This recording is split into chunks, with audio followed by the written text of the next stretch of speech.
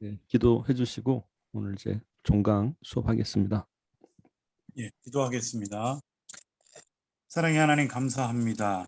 우리 또 성경 바투 우리 30일 또 우리 김현식 목사님을 통해서 또 우리 여러 사람들과 함께 또 나누고 공부하고 이제 시작부터 마지막 오늘 시간까지 함께 할 수 있음에 감사를 드립니다. 하나님 아멘. 저희들에게 또 건강 주시고 또 지도하고 가르치는 우리 김현식 목사님 가운데도 건강 주셔서 하나님의 귀한 사명들 감당할 수 있도록 인도하여 주시옵소서. 아멘. 오늘 아멘. 가운데도 하나님 함께 해주실 줄로 믿사오며 주 예수 그리스도 이름으로 기도하옵나이다. 아멘. 아멘. 네, 감사합니다. 감사합니다. 갖고 계신 교재는요, 90페이지 이제 먼저 참조를 하겠습니다. 먼저 그 예언서란 이 주제인데 신약에서 예언서는 요한계시록이 유일하죠. 그래서 지난번에 잠깐 말씀드렸듯이 이 예언이라는 이 단어의 출발부터 조금 정리를 해야 됩니다. 왜냐하면 제가 이제 이단 사역을 같이 하다 보니까 이단에서 나타난 현상들은 결국 자의적 해석 때문에 예언서가 왜곡되게 나타나게 되고 또 여기에 많은 사람들이 미혹을 당하기 시작하죠. 근데 그 미혹당하는 대상이 다름이 아니라 기존의 교인들입니다. 그러니까 무엇보다 이 교인들에게 예언서인 요한계시록에 대한 어떤 관점 그런 것들을 바로 잡아준 것은 매우 중요한 얘기라고 보여집니다. 그래서 예언에 대한 얘기는 이제 대체적으로 두 가지가 있다고 그러셨죠. 예언할 때 미리 예자와 또는 맡길 예자로 나눠진다고 이제 구약에는 그렇게 정의를 하고 있더라고요. 그래서 우리가 이제 미리 말한다. 물론 이건 해석하기 나름이에요. 근데 보편적인 해석에 의하면 미리 예자를 쓸 때 대체적으로 언제 이런 일이 일어날 거야라는 특정한 시기를 말하게 되죠. 그래서 성경은 그렇게 얘기됐을 때 특정한 시기, 특정한 인물, 특정한 장소 이렇게 하기 시작하면 성경은 암호적인 코드책이 돼버립니다. 그래서 이거는 성경의 절대적인 왜곡을 뜻하는 건데 기억하실 것은 성경이 적용되는 것은요 모든 시대예요. 그래서 모든 시대, 모든 나라, 모든 사람 그것이 성경이 적용되는 가장 첫 번째 관점입니다. 그래서 이 예언서도 특정한 시기를 말하려고 하는 것이 아니라 모든 시대에 적용이 돼야 되는 거다. 이렇게 보셔야 되는 겁니다. 그래서 하나님께서 물론 이제 미리 예자도 해석하기 나름이에요. 사실은 미리 이렇게 일어날 일들에 대해서 어떤 시대든지 하나님께서 미리 말씀하신다 이렇게도 되고요. 또 하나는 지금 맡길려줘도 가능합니다. 그때를 하나님께 이렇게 맡겨라라는 것이 되겠죠. 그래서 이 예언서라는 말에 대해서 예언서라고도 표현하게 되고요. 또는 계시록, 옛날에는 이제 묵시록이라고도 많이 했습니다. 묵시무라고도 설명을 하게 되죠. 근데 교인분들하고 이런 이제 요한계시록을 나눌 때는요. 말 그대로 요한계시록. 이 요한이 누구인가? 예수님의 12제자 중 한 사람이었다는 거. 이것은 좀 중요한 겁니다. 갑자기 어느 날 이 요한이 누군가 할 때 예수님과 연결을 못 시키는 일들도 사실 있어요. 사실은 저도 처음에 그런 실수를 범할 뻔했는데 왜냐하면 마태복음과 요한계시록이 이 거리가 멀다고 생각하는 거예요. 그래서 마태복음은 마테마가 누가요? 대략 한 AD 30년경이죠. 어떻게 보자면 BC 4년부터 AD 30년 사이인데 요한계시록 같은 경우는 AD 96년입니다. 쓰기 시작할 때가 그러니까 한 60여 년 정도 차이가 있는데 이때 사도 요한은 예수님의 12제자 중 한 사람이었다는 거 이것을 기억하시고요. 그래서 사도 요한이 반모섬에 유배당한 상태에서 조금 여유가 된다면 사실 이제 반모섬이 어딘가 정도도 소개하면 좋아요. 사실은 어디쯤인지. 그래서 그리고 이제 황제의 숭배 강요 앞에 무너져가는 교회를 위해 안타깝게 기도하다가 보게 된 환상을 기록한 서신입니다. 돼 있죠. 그러면 이때는 이제 교회가 핍박당할 때 임하게 된 말씀이었습니다. 그래서 장로님 반갑습니다. 지금 차 안에서 집에 가면서 참가했어요. 예, 안 감사합니다. 그래도 보고 있습니다. 차 아니시네. 역시.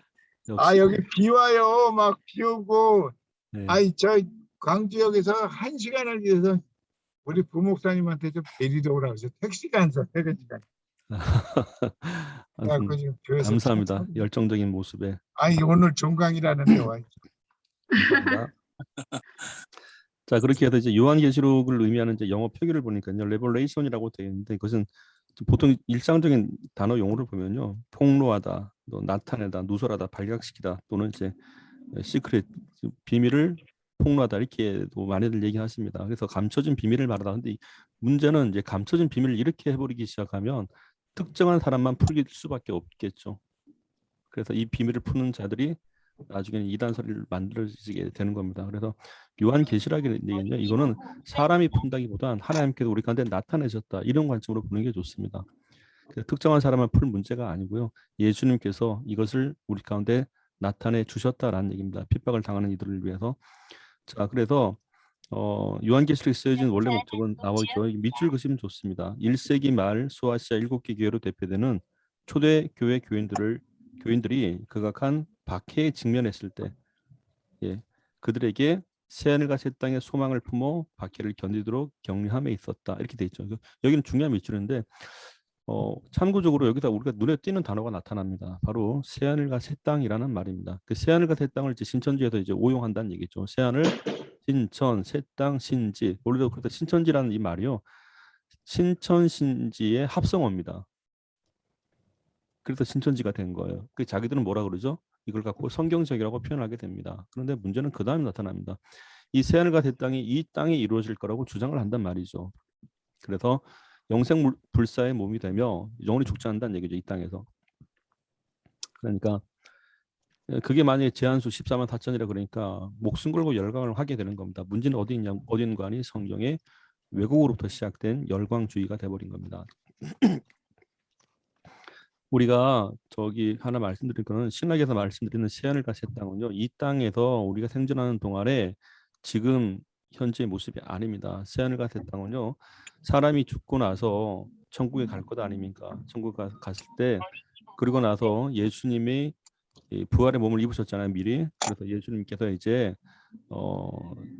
재림하셨을 때 우리가 또한 예수님처럼 부활의 몸을 입게 되었을 때, 그렇게 되었을 때 천년간 왕노릇 한다고 되어 있잖아요. 그때가 바로 새하늘과 새 땅입니다. 그때가, 그걸 다른 말로 영화롭게 됐다고 표현합니다.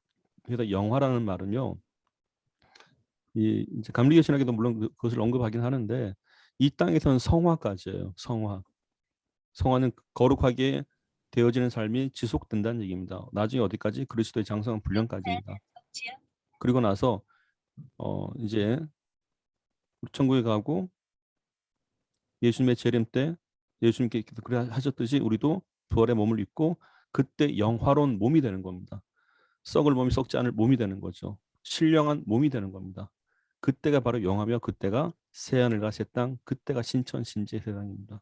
그때가. 근데 우리가 만약에 그런 것도 경험 없이 뭐 예수님이 재림하지도 않으셨음에도 불구하고 뭐 이 땅에서 시방 타지 않을, 그거는 거짓말이죠, 완전히. 그래서 여기서 새하늘과 새 땅에 대한 이해를 우리가 정확히 하셔야 됩니다. 그래서 영화롭게 됐다라는 얘기는 부활 이후에, 그러니까 예수님의 재림 이후에 이루어질 일이라는 거, 그걸 말씀드린 겁니다. 자, 그리고 요한계시록을 이제 시간적 의미에서 과거, 현재, 미래적 의미에서 시제의 특징이 있기 때문에 분리를 해본 겁니다. 그러니까 요한계시록은 크게 세 부분으로 볼 수 있다고 되는데, 1장 같은 경우는 예수님의 모습을 보게 된 거예요. 예수님께서 이와 같다. 그래서 이미 있었다. 그러니까 우리가 처음부터 있었던 예수님의 모습을 봤다. 굳이 시제를 붙이자면 이제 옛날부터 있었고 이제까지 봤다. 그래서 과거로 표현하게 된 거고, 그리고 지금 현재 있는 교회들에게 메시지를 전해주고 있죠. 그래서 계시록 2장에서 3장은 7개 교회의 메시지가 현재 진행형으로 나가고 있다라는 거. 그러니까 7개 교회의 현재 상태를 말해주는 거예요. 그 상태를. 자, 그리고 이제 그 교회들이 참고 견디고 이겼을 때에 앞으로 이렇게 될 거라라는 것을 말해주고 있다는 사실이죠. 미래에 대한 얘기를 설명을 하고 있습니다. 그래서 계시록 안에는 이제 시제가 이렇게 발견되고 있다는 걸 우리가 알 수 있죠. 그렇다면 가장 이 시제의 시작점에 누가 있어야 되는 거니? 예수님에 대해서 우리가 먼저 확인을 해줘야 되는 겁니다. 그 예수님께서 현재 교회들에게 향하는 말씀인데 앞으로 너희가 끝까지 참고 견디고 싸우고 이기면 이렇게 될 거라는 소망을 주게 되는 거죠. 그래서 이 계시록은 멸망의 심판이 아니고요. 견뎠을 때 이기게 되는 새로운 출발이 되는 겁니다. 그래서 계시록은 희망, 새로운 출발, 그리고 승리하신 예수님 이런 것을 자꾸 말해주고 있다는 사실이죠. 자, 그래서 우리가 참고적으로 이제 과거 현재에 대한 얘기를 말씀드리는데 사실 이 현재 7개의 교회의 메시지에 대한 얘기는 갖고 계신 교재 89페이지에 나와 있었습니다. 지난주에 저희가 잠깐 했었었죠. 그래서 7개 교회에게 하셨던 말씀에 대해서 달리 표현하면 7개 교회의 현재의 상태를 보여주고 있었습니다. 그래서 이거는 지난번에 저희가 정리했기 때문에 7교회의 특징이죠. 근데 이런 7개 교회의 특징이 지금도 여전히 특징으로 나타나고 있다는 사실입니다. 그렇다면 오늘은 간략하게 91페이지에 요한계시록 1장부터 22장까지의 핵심적인 단어를 뽑아본 겁니다. 그러면 이거는 말 그대로 이제 요한계시록의 프레임을 잡아보는 거예요. 어떤 단어들이 핵심이지? 그래서 그 단어만 연결을 시켜보면은 이게 요한계시록이 그래도 말하고자 하는 것이 이런 것인가를 우리가 파악을 할 수가 있다는 사실입니다. 보겠습니다.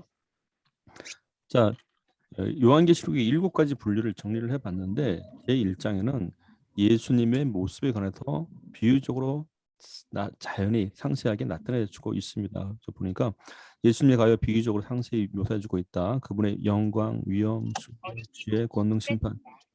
이 예수님이 이러하다라고 말하는데 그 예수님이 동그라미 되어 있죠. 음영으로. 자, 그러면 그럼 1장에서는 예수님을 보게 된 겁니다. 그렇다면 2장에 넘어가니까 2장에서는 2장에서 3장이죠. 2장에서 3장은 7개 교회에게 보내진 메시지를 나타내고 있는데 다른 말로 뭘까요? 올바른 교회관에 대한 얘기입니다. 그렇다면 그렇기 때문에 예수님이 교회들에게 말씀하시다가 되죠. 그게 계시록의 특징이에요. 중요한 관점입니다. 예수님이 누구에게 말한 거죠? 교회들에게 하시는 말씀이에요. 지금 이게 매우 중요한 관점입니다. 발신자와 수신자에 대한 얘기인데 계시록에 대한 이 발신자 수신자만 우리가 잘 정리해도 엉뚱한 얘기를 하지 않는다는 사실입니다. 그래서 1장과 2, 3장 사이에 있었던 거 예수님이 교회들에게 말씀하신다라는 얘기예요. 그렇기 때문에 예수님 동그라미, 교회관 동그라미 되는데 그래서 예수님부터 교회관까지 여기서 화살표를 한번 쫙 그어보십시오. 화살표. 예수님에서 교회관도 화살표 쫙. 자, 그러면 계시록의 스타트는 예수님이 교회들에게 하시는 말씀이다. 됐습니다.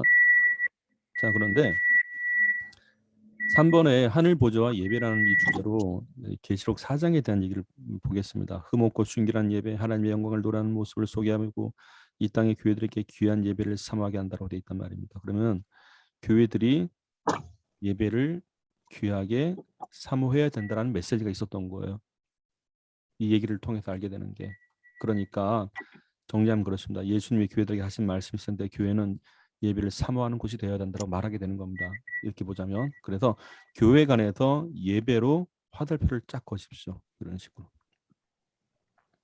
그러니까 지금 이제 요한계시록에 그 뼈대를 계속 찾아 나가는 거예요.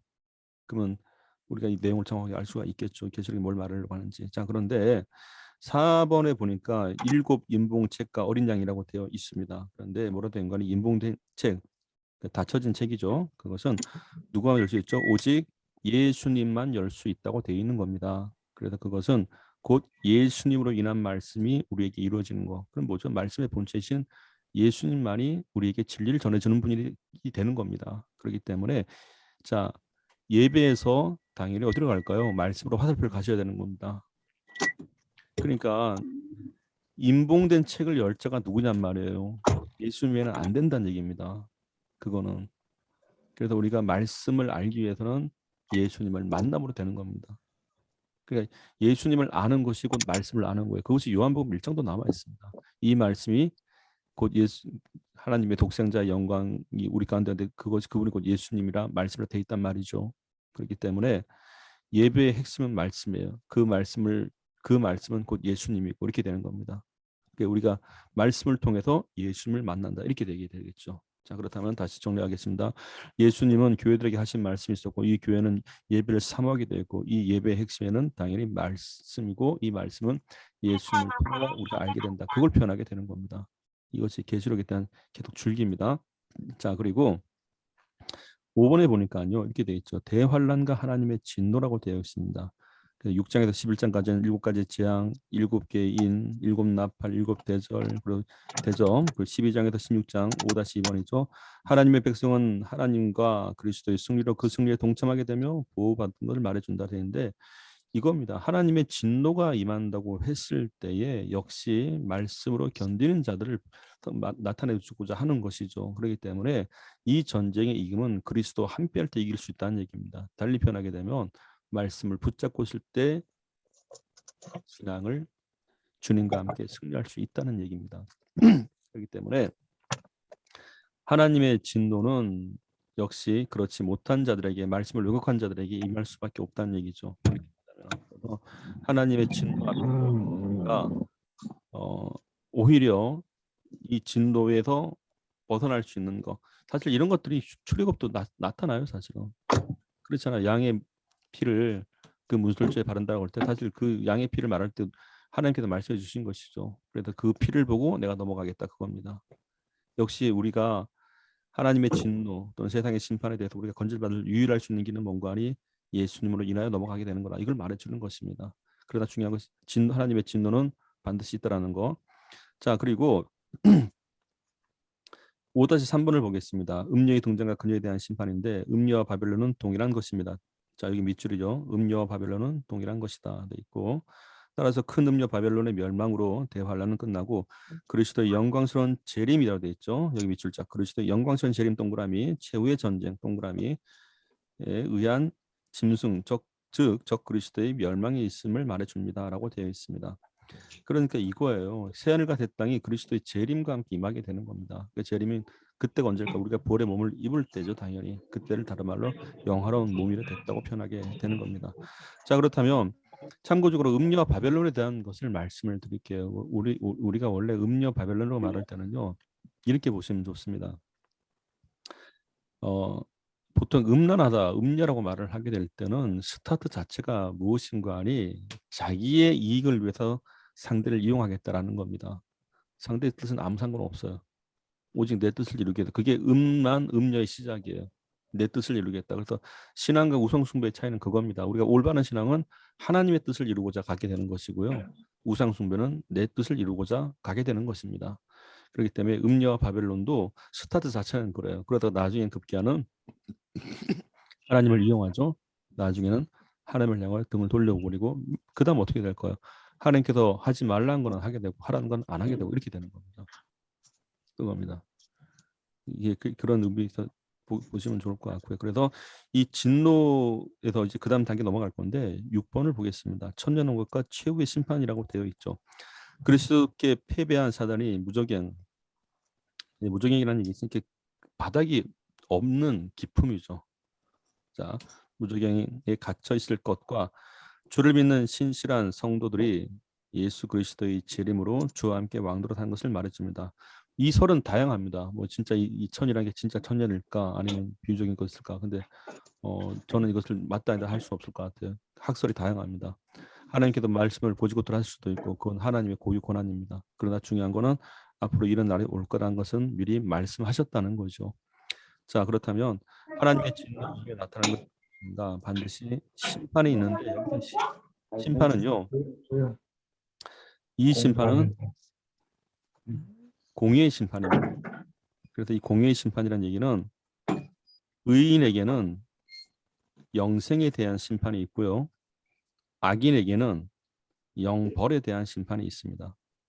이것은 분명한 차이입니다. 지난번에 말씀드렸지만 의인에게 주어진 심판은 영생에 대한 소망이에요. 그래서 하나님께서 내가 이 사람을 증거하겠다는 겁니다. 그러니까 하늘 아버지와 천사 앞에서 내가 이 사람을 안다 이겁니다. 성경에 남아있는 그대로입니다. 내가 너를 증거하리라 그 얘기입니다. 그래서 의인에게 주어지는 심판은 영생에 대한 소망이 되겠죠. 그래서 그 심판이 네, 역시 알겠습니다. 기다리시게 되는 겁니다. 그러니까 우리가 사실 심판이라는 말 자체를 안 좋게만 보는 경우도 있었어요. 근데 중요한 것은 여기서는 의의 심판이 되는 겁니다. 하나님의 공의의 심판은 의인에게는 영생을 이루기 위한 심판이며 악인에게는 영벌에 대한 심판입니다. 자, 그렇다면 뭐 지난번 한 말 언급 드렸는데 영생의 반대는 영사가 아니라는 겁니다. 고고사전식 표현은요, 생명의 반대는 죽음이라고 생각한단 말이죠. 근데 성경은 그게 아닙니다. 만약에요, 심판에 있어서 생명의 반대가 죽음이라면 이 사람들은 의식이 사라질 겁니다. 무의식 가운데 편안하게 지낼 겁니다. 근데 성경은 절대 그게 아닙니다. 영생의 반대는 영벌입니다. 둘 다 의식을 하게 될 거란 얘기입니다. 그래서 이 복음서에는 이렇게 되어 있습니다. 영벌과 영생으로 나누어집니다. 그래서 이 성도님들한테 간혹 우리가 왜 이런 말을 꼭 말씀드려야 되는 거 아니? 그런 거 있습니다. 이 세상 살다가 너무 삶이 힘드니까 그래서 죽고 나면 편하지 않겠는가라고 생각들 하시는 거예요. 그래서 죽고 나면 이 모든 고통에 다 해방될 게 아닌가, 무의식가운데 있을 것이 아닌가. 근데 중요한 건 성경의 입장은 그게 아니라는 얘기입니다. 성경이 말한 것은 영생의 반대는 영사가 아니라 영벌이라는 얘기입니다.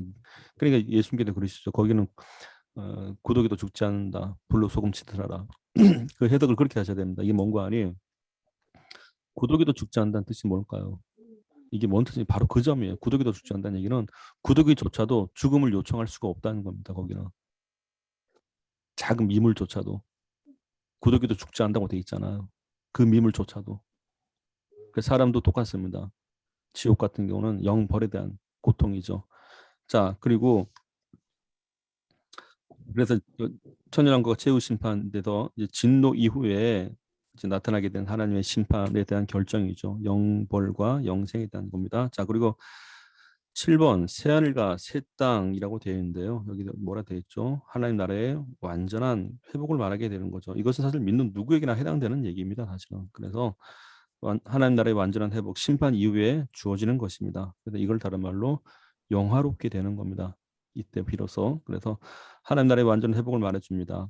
이제 이거는 이제 요한계시록 7개 교회가 이 땅의 현세에서 이루어지는 얘기는 아니었었어요.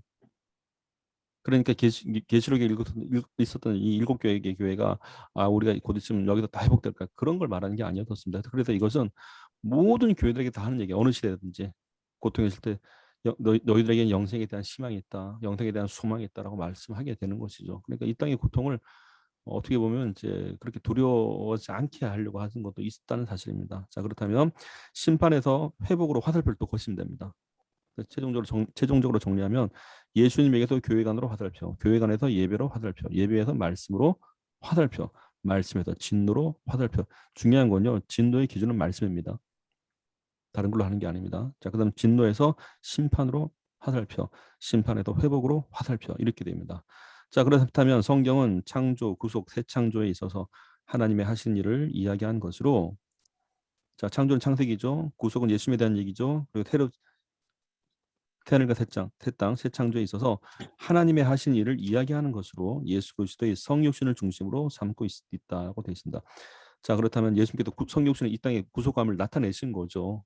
자, 그리고 계시록의 결론은 역사가 주님의 이야기, 곧 인간사는 승리자이신 그리스도의 손안에 있음을 보여준다고 되어 있는데 이 승리는 그래서 영생에 대한 소망을 우리에게 던져주시기 때문에 그 미래에 대한 소망을 갖고 살아가는 겁니다.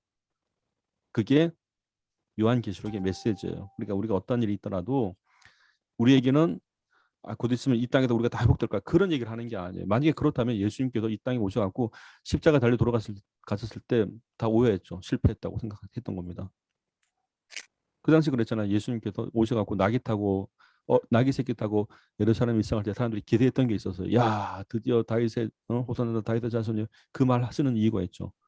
다윗 때처럼 우리나라가 이제 회복될 거다, 주권 될 거다. 왜? 그때도 로마 밑에도 다스림을 받고 있었으니까. 그래서 예수님이 정치적으로 될 줄 알았어요. 그래도 이 정치적 발언에 대해서 희망을 걸었던 게 누구죠? 야고보와 요한이었습니다. 야고보 요한의 어머니가 가서 이제 청탁을 한 거예요. 기억나시죠? 예수님, 하나는 좌편에, 하나는 우편에 뭘까요? 하나는 내무부 장관, 외무부 장관 이런 건가요? 네? 그런 건가요? 그러니까 예수님께도 그러잖아요. 이게 아니라 그런 생각들이 만연돼 있었다는 얘기입니다. 그러니까 예수님께서 이 땅 가운데 오셨을 때 정치적 회복을 얘기하시던 건 아니에요. 그러면 그 당시 이스라엘만을 위해 했었겠죠. 절대 그런 얘기가 아니고 요한계시록은 모든 이들에게 영생에 대한 소망이에요. 그리고 새하늘과 새 땅. 그러니까 우리도 어차피 그런 모습을 예수님께서 미리 보여주신 거지 않습니까? 그럼 우리도 그럴 거란 얘기예요. 부활의 몸을 입었을 때 썩지 않을 몸, 썩을 몸이 썩지 않을 몸이 되고 예수님께서 그렇게 하셨듯이 우리도 천국 이후에 나타난 것이 예수님의 재림 이후에 다 그 변화 있겠죠. 그리고 어떻게 될까요? 천국에 대한 얘기는 예수님께서 말씀하신 것만 우리가 말해야 됩니다. 사실은 그 이상도 그 이하도 아니에요. 천국에 대해서 자꾸 괜히 오버하시는 분들이 계시는데 결코 좋은 게 아닙니다. 만약에 그게 필요했을 것 같았으면 벌써 성경에 기록했을 겁니다. 하나님께서는. 천국에 대한 지식도 하나님께서 나타내 주신 것 안에서 우리가 갖고 있는 게 좋다는 얘기죠. 되도록이면 성경에 충실하는 게. 그렇게 써 있죠. 천국에는 뭐죠? 장가도 안 가고 시집도 안 간다. 다 천사와 같이 될 거라. 이렇게 돼 있단 말이에요. 근데 우리가 그 얻을 수 있는 정보가 있습니다. 천국에서 하는 일이 있더라고 보니까. 옛날에 그랬잖아요. 막 천국 가면 놀고 먹고 춤추고 그런 분들 얘기 있어요, 사실은. 그래도 천국이 놀고 먹나? 근데 제가 그때 딱 의구심이 들었던 게 어느 날 성경을 보니까 예수님이 우리를 위해 초소를 예배하러 가신대요. 그럼 예수님 일하시는 거잖아요. 그러니까 고지고 들어보자면. 그럼 예수님은 일하고 계신데 우리는 옆에서 놀고 먹어? 아, 이게 뭔가 이상한 거야. 그 당시 성경을 볼 때. 그러나 또 로마서에 보니까 예수님은 하나님 보좌 우편에서 우리를 위하여 간구한다고 돼 있는데 그럼 예수님께서 기도하고 계신데 우리는 놀고 먹어? 아, 이거 뭔가 아닌 것 같아요. 그래서 우연히 알게 된 게 아브라함이 비유로 하신 말씀이지만 아브라함이 옛날에 살던 이 땅에 있었던 거지였었던 나사로를 품어주고 있죠. 그러니까 그 사람은 이제 더 이상 거지가 아니에요. 이 땅에 살 때만 거지였지. 천국에 가서는 그냥 나사로운 거예요. 이 나사로가 나사로를 어떻게 하죠? 나중에 예수님께서 그러니까 예수님께서 아브라함을 통해서 말씀하세요. 뭐라 말씀하시는가? 어, 저 건너편에 있는 전직 부자 그 사람 이름도 없습니다. 그 아브라함이 뭐라는지 기억나시죠? 얘라 불러요. 얘 너는 살았을 적에 네 좋은 것을 누렸으니 여기서 고민을 받는 것이고 고민이라고 되어 있습니다. 고민. 그리고 이 나사로는 고난을 받았으니 여기서 위로를 받는 거다라고 되어 있습니다. 참 신기하지 않습니까? 그 일을 누가 하고 있죠? 아브라함이 하고 있습니다. 저는 성경을 보면 하나 놀란 게 바로 이 장면입니다. 아브라함이 이 땅에서 하나님께서 믿음의 사람으로 믿음의 조상으로 세워주셨는데 그건 이 땅의 사역이었었어요. 이 땅의 사역입니다. 말 그대로. 근데 천국 가서 어떻게 하죠? 품어주고 위로하는 일을 하고 있다는 말입니다. 저는 이 사건이 참 우리에게도 다가올 일이라고 봐요. 아브라함이 하나님의 말씀에 순종하며 살고 있으니까 천국에서도 귀한 일을 하고 있다는 사실입니다. 여러분 어떻습니까? 위로받는 것도 좋은데 위로하는 게 더 멋있지 않습니까? 그죠? 저는 우리 서밀성 목사님 저희 선배님이기도 하시지만 또 이승만 장로님 저보다 한참 많은 연배시고 우리 김다희 목사님 좋은 동역자로서 장순애 전사님도 이제 손주까지 있으신 분들인데 제가 감히 말씀드리지만 성경을 통해서 말씀드리는 거지만 저는 천국 가서 위로받기보다 위로한 일을 우리 모두 다 했으면 좋겠습니다. 아멘. 이 일은 반세기 만에 다 이루어질 겁니다. 제가 예상하건대 우리의 수명을 계산해 보니까요. 웬만하면 반세기 안에 다 이루어집니다. 이 일이. 이 땅에서 복음에 충만하셔갖고 남을 위로할 줄 아는 하나님께서 위로할 수 있도록 우리에게 좀 그런 일을 맡길 수 있는 그렇게 훈련해서 갔으면 좋겠습니다. 세상에서 쌈박질 하지 말고요. 다 쓸데없는 짓입니다.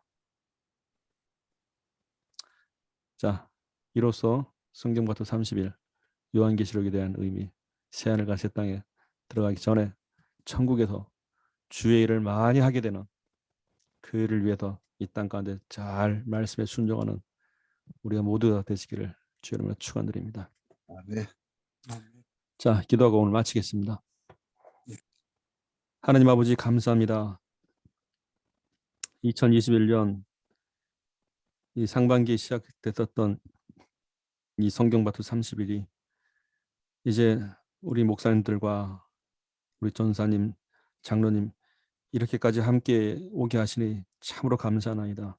아멘. 부족한 종이 말씀을 증거하였으나 역사는 하나님께서 또한 이루어 주시기를 구하고 아멘. 여러 부족한 것들에 대해서 주여 감춰 주시길 부분들이 있으면 감춰 주시거니와 오직 하나님의 영광만을 우리가 마음의 책임으로 우리가 함께 달려온 이 길에 하나님께 감사할 수 있도록 도와주시옵소서. 아멘. 주께서 우리를 부르시는 그날에 부끄럽지 않은 구원을 이룰 수 있도록 주여 축복해 주시고 네. 아버지 하나님 우리 각자의 사역의 현장에서 하나님의 크신 도움을 받아서 주여 우리를 부르실 때 저 천국에서도 주와 함께 마음껏 일할 수 있도록 주여 저희들의 눈과 귀와 힘을 열어 주시옵소서. 아멘. 건강한 모습으로 우리를 부르시는 그날까지 백발이 되어서도 주의 일을 능히 감당할 수 있도록 주님이여 저희를 인도해 주시옵소서. 아멘. 아, 예수 그리스도 이름으로 축복하며 기도 올립니다. 아멘. 감사합니다. 그럼 이제 우리는 감사합니다.